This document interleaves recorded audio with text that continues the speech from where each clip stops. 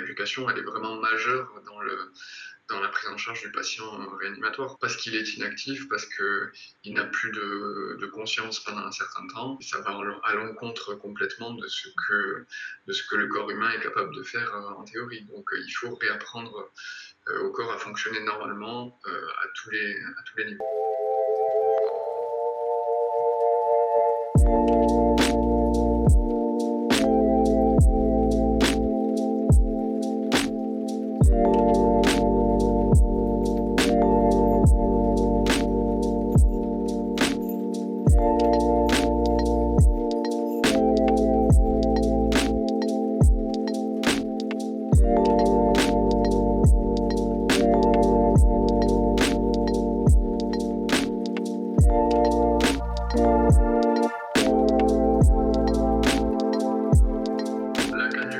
D'intubation, c'est une canule en plastique qui va mesurer entre 20 et 30 cm qu'on va aller placer dans la trachée relativement profondément. Forcément, au passage de la sonde au niveau des cordes vocales, l'anesthésiste réanimateur qui fait ça connaît le bon diamètre en fonction du patient.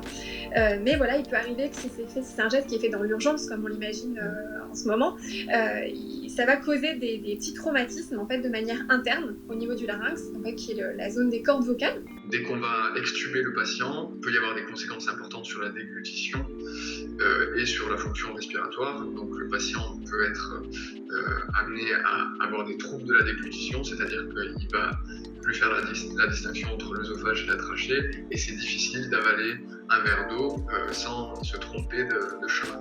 Donc il va falloir rééduquer tout ça, et au niveau de la fonction respiratoire, pour en parler, il faut que le patient réactive ses muscles respiratoires, mais là on est plus au niveau périphérique, au niveau du diaphragme.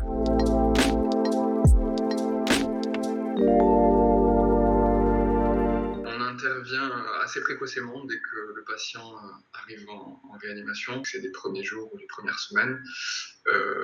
Notre rôle, ça va être de lutter contre la raideur des articulations. Donc nous, on va faire prioritairement des mobilisations passives.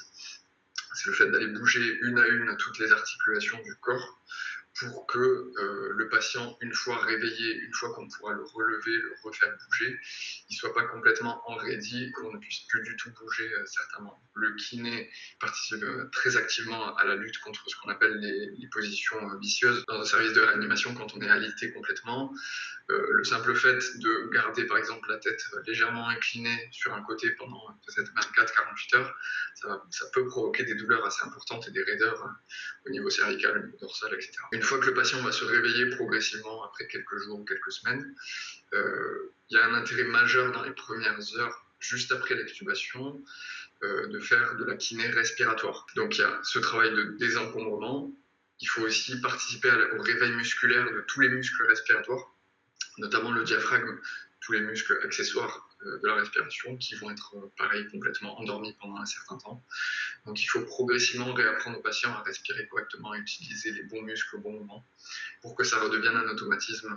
Une fois que le patient est réveillé aussi, on va recommencer à faire ce qu'on appelle les mobilisations actives. Le but, c'est de retrouver du mouvement de façon volontaire. Donc le patient va recontracter tous ses muscles petit à petit, tous les groupes musculaires, les cuisses, les bras, le tronc.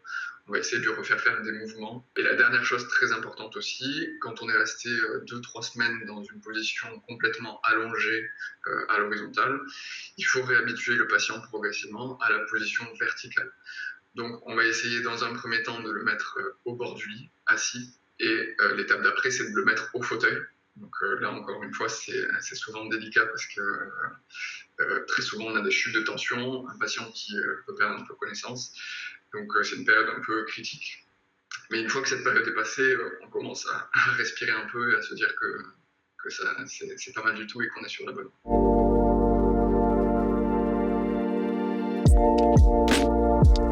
Il y a 3 cas où là vraiment il va y avoir besoin d'une rééducation orthophonique.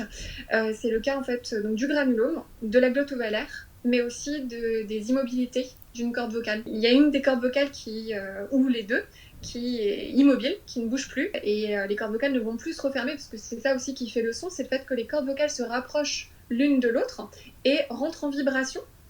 Et donc du coup, ça va créer vraiment cette onde vibratoire qui, en passant après à travers la bouche ou le nez, va créer cette voix qui nous est propre en fait à chacun. Ça va être aussi des problèmes au niveau du souffle. Ils vont pas comprendre, mais dès qu'il y aura un effort à faire, par exemple faire une montée à pied, d'un seul coup ils auront beaucoup de mal en fait à récupérer leur souffle. Après, il peut y avoir aussi des peurs. Il peut y avoir du stress.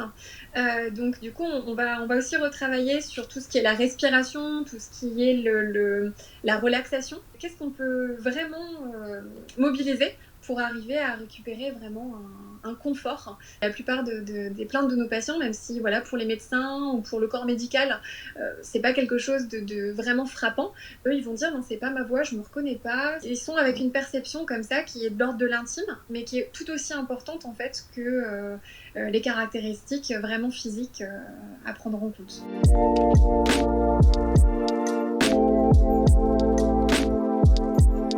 Arrive en réanimation, c'est qu'on a atteint un certain stade de gravité qui aura beaucoup de conséquences par la suite. Un patient en réanimation, généralement, il reste maximum un mois et demi, voilà, pour les cas les plus graves. Les formes les moins graves s'en tirent avec 2-3 semaines de rééducation et ça se passe plutôt bien. Les formes les plus graves, où il y a eu un alignement très très prolongé, où on a vraiment frôlé la catastrophe, ça peut prendre 2, 3, 4 mois des fois. Alors évidemment, plus la personne est âgée ou a des facteurs de comorbidité, et plus c'est difficile parce que les personnes âgées de base ont un capital musculaire un peu moins important qu'une personne jeune. Et quand on avance dans l'âge, on a aussi plus de problèmes surajoutés, donc des facteurs de comorbidité. C'est d'autant plus difficile de rééduquer. Mais des fois, on a des très bonnes surprises aussi. Récemment, on a eu une personne de 82 ans en réanimation qui commence à retrouver un petit peu d'activité, un petit peu la forme, et c'est super gratifiant de voir le boulot qui est fait au quotidien et de revoir quelqu'un marcher après autant de semaines de réanimation.